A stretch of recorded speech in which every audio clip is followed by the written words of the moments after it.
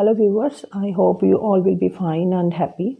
सो बच्चे, first of all आज का जो हमारा टॉपिक है वो है India size and location. India and size and location ये 9th क्लास का ज्योग्राफी चैप्टर 1 में आता है। एनसीईआरटी चैप्टर है और इसमें आपको जो मेन इंडिया की साइज़ के बारे में, लोकेशन के बारे में मेन पॉइंट जो है वो मिलेंगे विच आर वेरी इंपॉर्टेंट। ठीक है, और ये बहुत सारे कॉम्पिटिटिव एग्जाम में भी पूछे जाते हैं। सो फर्स्ट ऑफ ऑल, जैसे ही हम स्टार्ट कर रहे हैं मैप, तो इसमें आपका जो चैप्टर नेम है that is India size and location. नाम से क्लियर हो रहा है कि इसमें जो भी बताया जाएगा वो सारा ऑल अबाउट इंडिया के बारे में बताया होगा। ठीक है, तो मैं इस चैप्टर में आपको मैप बेस्ड जो पॉइंट है वो सारे के सारे डिस्कस करने जा रही हूँ। ठीक है, सो फर्स्ट ऑफ ऑल जैसे ही हम मैप स्टार्ट करते हैं बेटा, हमें पता होना चाहिए कि किस एरिया में टोटल कितना एरिया। फॉर एग्जांपल अगर हम घर पे रह रहे हैं तो हमें पता है ना हमारा घर कितने स्क्वायर फीट में है, या कितने गज में है, जहाँ फिर कितने भी लैंड, वो जो भी लैंड के मेजरमेंट होते हैं, मरले एक्सेट्रा, उनमें है। ठीक है, तो इसमें हमें पता होना चाहिए कि हम, क्योंकि हम इंडियन हैं, ठीक है, इंडिया के सिटीज़न हैं, तो हमें पता होना चाहिए कि इंडिया का जो टोटल एरिया है वो कितना है। ठीक है, जो टोटल एरिया बच्चे, ये सारा स्टेट्स के ऊपर मिला के A to Z, ये हमारा टोटल एरिया पड़ता है 3287 टू 63 किलोमीटर्स। ठीक है, इसको हिंदी में बहुत ही ईजीली याद कर सकते हैं आप। उसमें जो है इनको प्रॉपरली नंबर्स में याद करते हैं। मैंने सिंपली इसको याद किया था 32,263, तो बहुत ही ईजीली लैंग्वेज में हो जाता है ये। ठीक है, शॉर्ट है, इसको इन शॉर्ट में अगर आप करना है 3.28 स्क्वायर किलोमीटर। ठीक है, तो आप इन शॉर्ट में भी ज़्यादा कर सकते हो, क्योंकि आपका क्वेश्चन जो है वो इन शॉर्ट में पूछा जाता है। ठीक है आपको कभी भी जो है पूरे नंबर्स नहीं दिए जाते।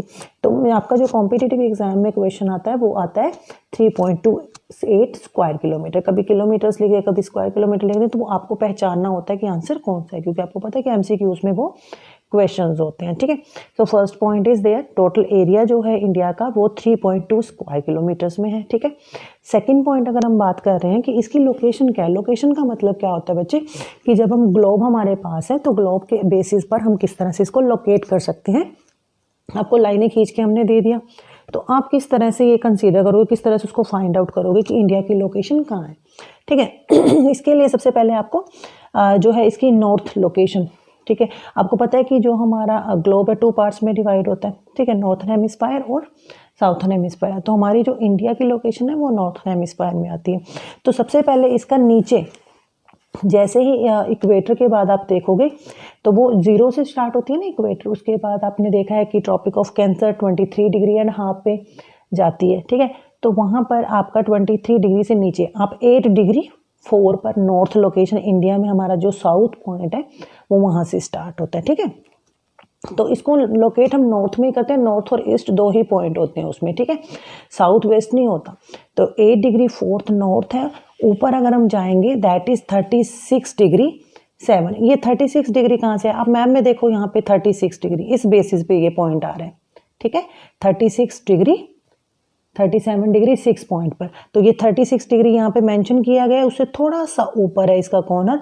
तो 37 डिग्री 6 पॉइंट्स पर इंडिया की जो लोकेशन है ऊपर में एंड होती है। ठीक है सेम पॉइंट में अगर हम जाएंगे ईस्ट साइड में, तो इधर आप देखोगे ईस्ट में कि इंडिया की जो लास्ट पिकिंग पॉइंट है, जो मतलब सबसे लास्ट किसी दूसरी चीज़ को टच कर रहे हैं, तो यहाँ पर जो है गुजरात में आप देखोगे 68 डिग्री 7। अब आप देखोगे कि ये 68 कहाँ आ गया, ये बेटा ऊपर वाले पॉइंट्स के मेजरमेंट हो रहा है। यहाँ पे 68 डिग्री है। ठीक है, तो 68 डिग्री थोड़ा सा आ गया है 0.7, वहाँ पर इसको ऐड ऑन कर दिया गया है।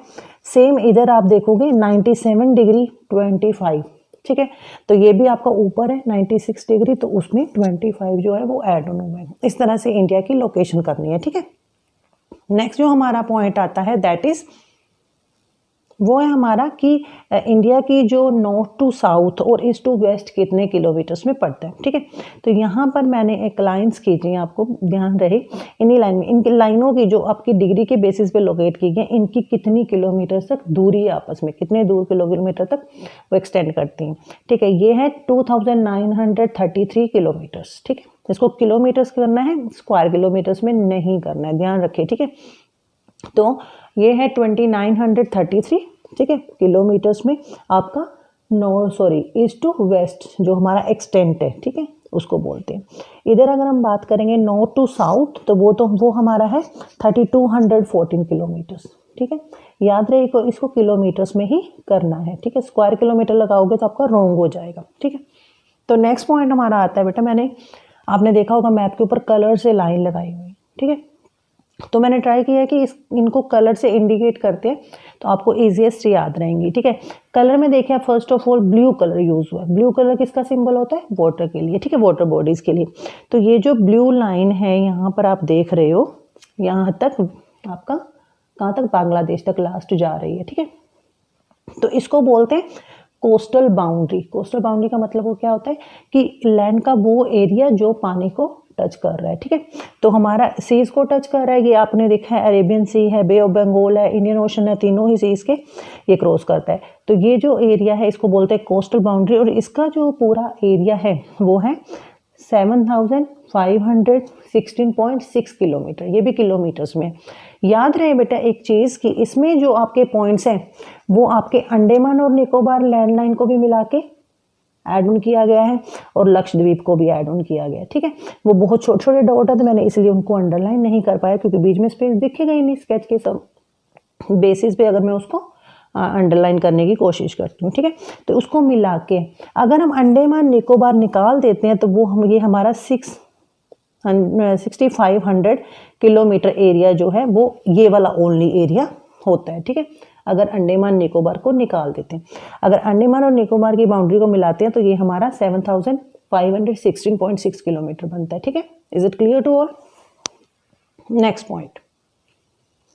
पॉइंट आता है लैंड बाउंड्री। लैंड, अब मैंने ब्राउन कलर को इसको इंडिकेट किया ताकि आपको याद रहेगा। ठीक है, यहाँ से गुजरात से लेके आपने देखा है जम्मू कश्मीर। ठीक है, ये आपका इधर पाकिस्तान आ जाता है। ठीक है, इधर से हमारे यूके आ गया, देन हमारे यूपी, बिहार, सिक्किम से अरुणाचल। इधर हमने कौन सी टर्म्स किस तरह से इन स्टेट्स को याद किया था? नमामि से। ठीक है, अगर आपको डाउट है तो उन वीडियोस को एक बार देख लेना। ठीक है, नमामि में नागालैंड, मणिपुर, मिजोरम। तो मिजोरम तक जो हमारा लास्ट एरिया पड़ता है that is known as land boundary. Land boundary का मीनिंग क्या होता है बेटा? फर्स्ट ऑफ ऑल आपको ये पता होना चाहिए। तो लैंड बाउंड्री का मतलब होता है कि वो एरिया जो लैंड टू लैंड टच कर रहा है। ठीक है, दूसरे कंट्रीज की लैंड के साथ हमारा टच कर रहा है। ठीक है, तो यहाँ पर हमारा पाकिस्तान के साथ हो रहा है, आपको पता ही है। इधर हमारा नेपाल, चाइना, भूटान, ठीक है, इनके साथ यूज हो रहा है। तो ये जो टोटल बाउंड्री है वो है 15,200 किलोमीटर्स। ठीक है, 15,200 किलोमीटर। तो ये हो गया हमारे प्रॉपर साइज एंड लोकेशन के बेसिस पर। ठीक है, इसके बाद आपको पता हो कि अगर हम इस लाइन की बात करेंगे, स्ट्रेट जो डॉटेड में मैंने लाइन इंडिकेट की है, आप सबको पता है इसको क्या बोलते हैं? Standard meridian. स्टैंडर्ड मेरिडियन का मतलब क्या होता है बेटा? एक पर्टिकुलर टाइम जो है वो डिसाइड करना होता है। एक स्टैंडर्ड टाइम सारे पूरे कंट्री के लिए डिसाइड करना होता है, जिसके बेसिस पर कि टाइम में कोई भी कंफ्यूजन ना हो सके। ठीक है, इसी टाइम कंफ्यूजन को दूर करने के लिए स्टैंडर्ड मेरिडियन अपनाया गया। हर एक कंट्री अपना स्टैंडर्ड मेरिडियन अपनाती है। तो हमारा जो स्टैंडर्ड मेरिडियन है वो 82 डिग्री 30 पर आता है। 82 डिग्री यहाँ कहाँ से आया मैं आपको यहाँ से बता देती हूँ ना। यहाँ पे 84 और 80 और 84 के बीच में ये लाइन है। तो 82 डिग्री 30 मतलब 80 के पॉइंट पे इसको बोल देते हैं 82.5 डिग्री। तो इस बेसिस पर इसको ऐड ऑन किया गया। ठीक है, इसको स्टैंडर्ड मेरिडियन कहते हैं। ये अब आपने देखा कि यूपी में, ठीक है, यूपी के इलाहाबाद जिले के नैनी गांव पे मिर्ज़ापुर जगह पे ये क्रॉस करती है, तो इसलिए इसका 82 डिग्री 30 रखा गया। अगर इसको टाइम में मेंशन करते हैं तो टाइम के बेसिस पर ये होता है 5.5 घंटे। ठीक है, 5.5 घंटे है। तो इसका मतलब है कि हमारा जो टाइम पीरियड है वो उस बेसिस पर, आपने देखा होगा बच्चे, जो नॉर्थ और ईस्ट अगर हम बात करते हैं तो उस टाइम पीरियड पर इसको मेजरमेंट किया जाता है। ठीक है, अब ये स्टैंडर्ड मेरिडियन जो है इसने पूरी तरह से कंफ्यूजन क्लियर कर दिया है कि किस कंट्री में कितना टाइम होगा। ये टाइम वाले क्वेश्चन है, मैं आपको नेक्स्ट वीडियोस में कभी जो है इसको डिस्कस करेंगे। ठीक है, क्योंकि ये कॉम्पिटिटिव एग्जाम में मेनली आते हैं, 9th स्टैंडर्ड से रिलेटेड नहीं है। ठीक है, इनके बारे में हम बात कर रहे हैं। इसके बाद बेटा अगर हम आप ध्यान दोगे, ये ऑलरेडी मैप के अंदर ये लाइन होती है।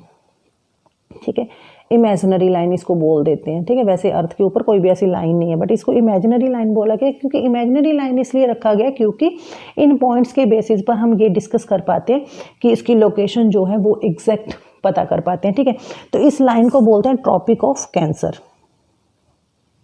ट्रॉपिक ऑफ कैंसर, ठीक है।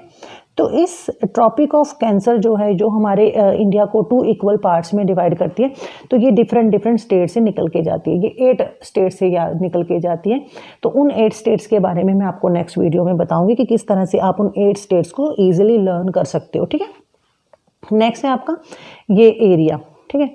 ये भी बहुत इंपॉर्टेंट एरिया, बहुत इंपॉर्टेंट क्वेश्चन बन जाता है, क्योंकि इसमें क्या है कि ये पाकिस्तान से लगने वाले स्टेट्स हैं। आपने देखा होगा पाकिस्तान से जितने भी स्टेट्स लगते हैं, एक्टिविटीज़ के, टेररिस्ट एक्टिविटी बोल लो, जिस भी तरह से एक दूसरे कंट्री के ऊपर इल्ज़ाम लगाए जाते हैं, तो इन बेसिस पे वो देखा जाता है कि बहुत ज़्यादा न्यूज़ हेडलाइंस में रहते हैं, ठीक है।